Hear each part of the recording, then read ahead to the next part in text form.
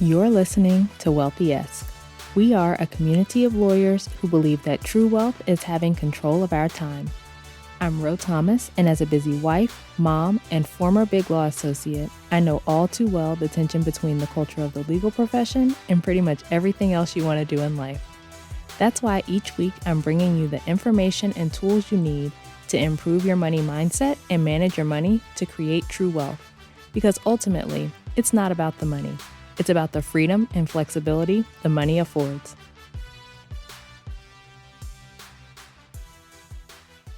Hey friend, welcome back to the show. I hope you're doing well and having an amazing day so far. Today, we are talking about financial breakthrough, how to achieve a breakthrough with your finances. Everything that we do with our money is a result of what we believe about money and the best use for it. So when we are spending all of our money on various items and experiences and all of that, it's because we believe those things are more valuable than the money, or that having a certain lifestyle is more valuable than the money. When we are saving 10% of every check, it's because we believe that's what you're supposed to do to be financially stable. When we do whatever it is, it's because we believe something about money or something about the best way to handle it. We have talked before about shifting how you view your money and what you believe the primary purpose of your money is. That was all about not viewing money just as a means to pay bills and buy stuff, right? It's using your money or viewing your money as a way to build wealth, to make more money.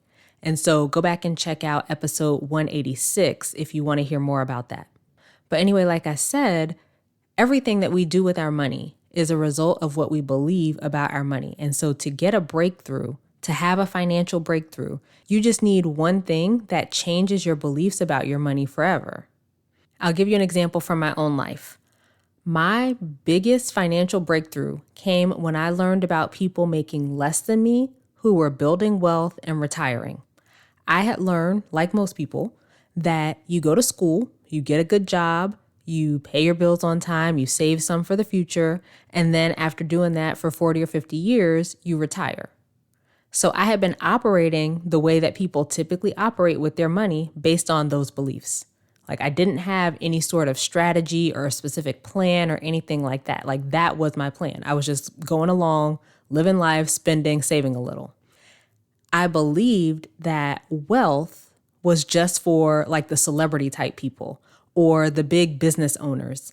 And I didn't know that there were people who made what I would call regular money who were building wealth. So it never occurred to me that I could do it until I came across stories of other people doing it. One of the first stories that really shifted my mindset was about this couple. They were teachers and they wanted for one of them to be able to stay home once they had kids. And so this couple on teacher salaries bought a house and paid that house off in like 5 years or something like that. And they took out the biggest expense that most people have every month. When they did that, then they were able to easily cover the rest of their living expenses on just that one teacher salary. And so one person quit and stayed home with their kids and, all of that, they lived out their plan. They were doing just fine on that single teacher salary. That's a different mindset, right? Like that's a different way of thinking about money than most people think about it. And so when I saw that story, I was like, wow, like these people make much less than I made. I was in Big Law at the time. I was making six figures, and teachers generally don't make six figures, or at least I don't know, any teachers who make six figures. Typically within the school system, we don't pay our teachers very well. And so I'm seeing these teachers who do this thing that seemed impossible to me. It was something I had never heard of before, like seemed far outside the realm of possibility, and they did it. And so I'm like, okay, that's interesting. And then I come across people who are in other jobs, like not teachers, but still not making the kind of money that I was making. They made like an average salary, $50,000, $75,000 a year, something like that. But they had money, like way more money than I had, right? We were still at a negative net worth at that point because we still had all of our student loans. We had no strategy for moving our finances forward. And there were these people with these regular salaries with 7-figure net worths. And some of them were even like full out retiring and hadn't even hit 50 yet. And again, it was just a different mindset, like that teacher couple, right? They changed what they were doing with their money. So that's when I realized that it's not about how much you make, it's about what you do with the money you make. That was a huge breakthrough for me. Because if these people on teacher salaries, on average American salaries, could do things like pay off their house or build a 7-figure net worth and get to the point that they didn't have to work anymore, if they could do it, I knew I could do it too. That was huge. That shifted the way that I thought about my money. I stopped seeing money just as a way to buy more stuff or go out to eat or go shopping or whatever else. And, I saved a little bit here and there or whatever. And I started thinking about it in terms of buying freedom and having more control in my life, because that was something that I felt like I didn't have. Like around this time that I was finding these people, the whole reason I was even searching for this information in the first place was when we had our first child, I wanted to go part-time at my firm. They offered a reduced hours plan where you could do a percentage of the billable hour for that same percentage of your salary. And so I was interested in the reduced hours, especially while my son was so young. I wanted to work less. I was fine with making less, but our bank account was not fine with me making less, right? It just wasn't going to work out financially. We couldn't afford to do it. Before that point, we didn't have a strategy for our finances. There was no real insight into what was going on with our finances. It was just like, okay, there's money in here and we can spend it, right? We had the fortune of having enough money that we were able to do most things that we wanted to do without much thought or without having a strategy. And now to be clear, I started my legal career 10 years ago making $135. So it's not like what big law people are making now, but it was a great salary for me. And my husband was a resident at the time. So it's not like we were making like huge money, but it was a lot of money to us. And it was our first, real jobs.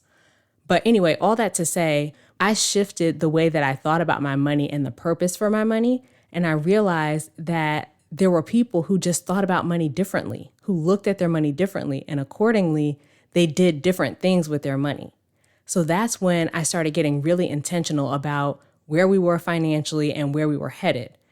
The way we had been managing our money to that point had not been with an eye toward building wealth and creating freedom and all of that, right? The way we had been managing our money before was just basically to make it through the month. Like we were contributing to our retirement accounts, but beyond that, we didn't have any sort of plan or strategy. Being exposed to people who were building wealth and creating freedom on regular salaries changed the way I thought about my money, and it made me want to do that as well. And so we set out on this journey to do just that, right? We created this plan to move our finances forward each month. And the whole point of me telling you all of that is when we can shift the way we think about money, when our beliefs about money change, when our beliefs about what's possible with our money change, that's where we experience breakthrough. When I believed that it was possible for me to build wealth on the salary I was making, I shifted the things I was doing with my money. Changing the way you think about money will change everything for you. It's truly the difference between treading water, staying in the same place month after month, and intentionally moving yourself forward and building toward wealth every month. All it takes is one new belief to completely change the trajectory of your finances. So hopefully this episode helps you with that. All right, so that is it for this week's episode. Please take a second, share this episode with a friend or two. That helps us to get this information in the hands of more lawyers who need it, and I greatly appreciate your support. As we close out, friend, I pray that you take the information you learn here, apply it in your life, and open up to the realization that wealth is available to you. As you do that consistently, week after week, you'll continue to take steps to regain control of your time, build wealth, and live the life of freedom and choice you deserve. Talk to you later.